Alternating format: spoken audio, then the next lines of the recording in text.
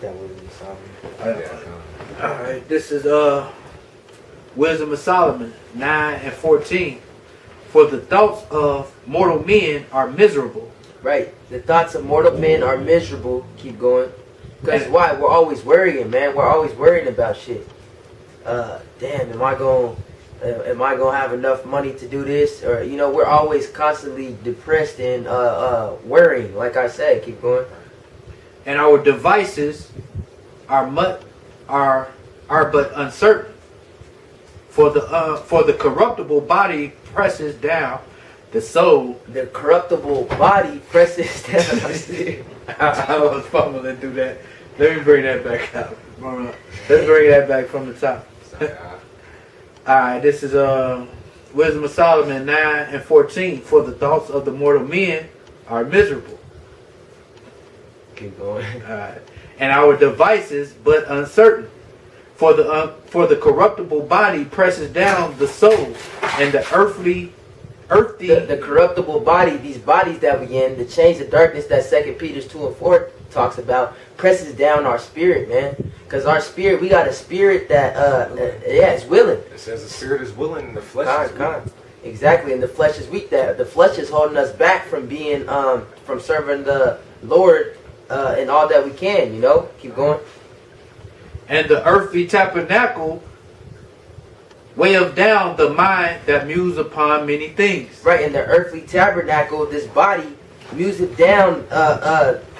Music down. What did they say? Music down on many things. As far as like you always have thoughts constantly going into your mind, worrying about like you said, worrying about different things. And another thing on top of it, if you're trying to be righteous, you're always going to have wicked thoughts coming into your mind, man. You're going to be susceptible to demons, man. You're going to, that's going to be a battle. That's the fight, is deciding, what, day in and day out, I'm going to continue to fight these demons, these thoughts that are coming into my mind. Knowing that I'm weak, the flesh is weak, man. It's not going to be until we get the fleshly hearts, with those new bodies, you know what I'm saying? When we're going to be righteous, man. That's when all these the wicked thoughts that come into our minds, it's not going to be like that because we aren't going to be subject unto demons, man. We aren't going to worry about if I'm going to go off or not, man. You aren't going to worry about are my thoughts satisfying the Lord, man. Hey, that's hell in itself, man. To always know that you could, your thoughts can cause you to go off, man. Yeah, it's stuff that you don't even think about. You thinking about the shit, like it's in your mind. Yeah, you'll be chilling, and then of course music's everywhere. You'll be sitting there and then a song will pop in your head. It's talking about popping another dude's chick, man. And that'll be rolling through your head. Yeah. It's hard to get certain things. Yeah, man. Next thing you know, you bump into it, but it's little stuff like that. It seems little, but that's a burden, man. That's a burden because it comes whenever, man. It's not like, all right, I'm gonna have to deal with this at this time, this period, man. You go to sleep. You can't escape your thoughts. I was thinking the same thing. Yeah, man. In your dreams, man. You be having shitty dreams, and then you wake up feeling like shit. I remember sometimes be having dreams about smoking weed again, and I wake up feeling vexed and shit. You know, I wake up feeling vexed, like, damn, what the fuck is going on? Demons is trying to fuck with me in my sleep and shit. Man, that's all a part. That's a part of the hell, the tribulation. The trials that we must go through, that we must endure until the end, man. This is Jude chapter 1 verse, Jude 1-6.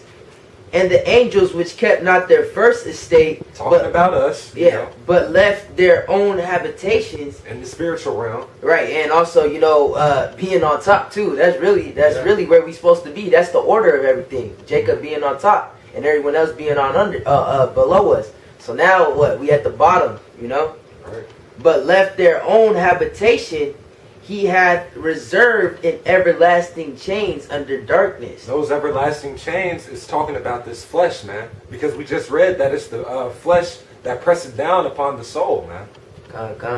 And brings us into captivity to sin. Exactly, He that reserveth in everlasting chains under darkness unto the judgment of the great day. It says unto the judgment of the great day. So just like we read in Revelations, we aren't going to be delivered from this captivity, from catching this hell, from going through these trials and tribulations, feeling this way, these burdens of this flesh, until what, man? Until the judgment day, man.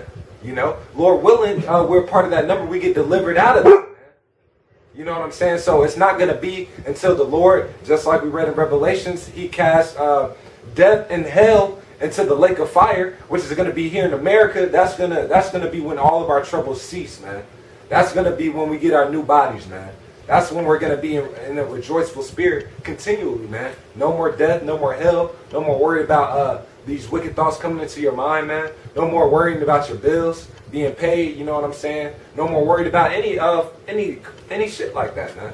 It's gonna be. It says on earth as it is in heaven. Heaven is the spiritual world. Right. So in the spiritual world we rest.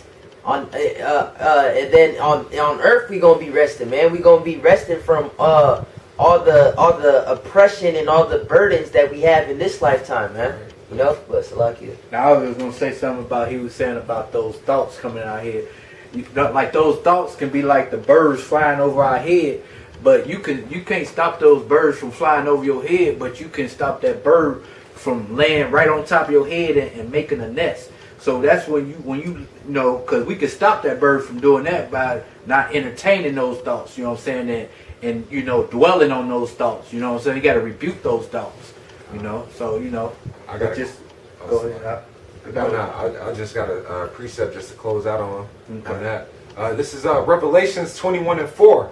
And the Most High shall wipe away all tears from their eyes, and there shall be no more death. There shall be no more death. Why? Because death was cast into the lake of fire. Death was left here in America, man. Keep going. Neither sorrow. Neither sorrow, neither more hell. Nor crying. No crying, also hell. Keep going. Neither shall there be any more pain. Right, which is hell. Pain, sorrow, crying, that's all hell, man. That's being in the lowest state is what hell is. And that's what we trying to get y'all to understand, that there's no such thing as a place underground where a wicked deity is down there doing the two-step and poking people with a pitchfork, man. That doesn't exist. And if you believe in that, man, you going way off, you know? You got more on that? Yeah. For the former things are passed away. Right, the former things are passed away. They was all cast into hell, man. Hey. The ways of this world was all cast into that lake of fire. Lake of fire. It was all left here in America, you know? But with having that, you know, we're going to say, call halal Yahweh, Ba'ashem, Yahweh Shai. Double honors to the apostles and the elders of Great Millstone, and Shalom, Wahab, La Bakiyar, Shah Yasharala, which is peace and love to the elect of Israel. Shalom. Shalom. Shalom.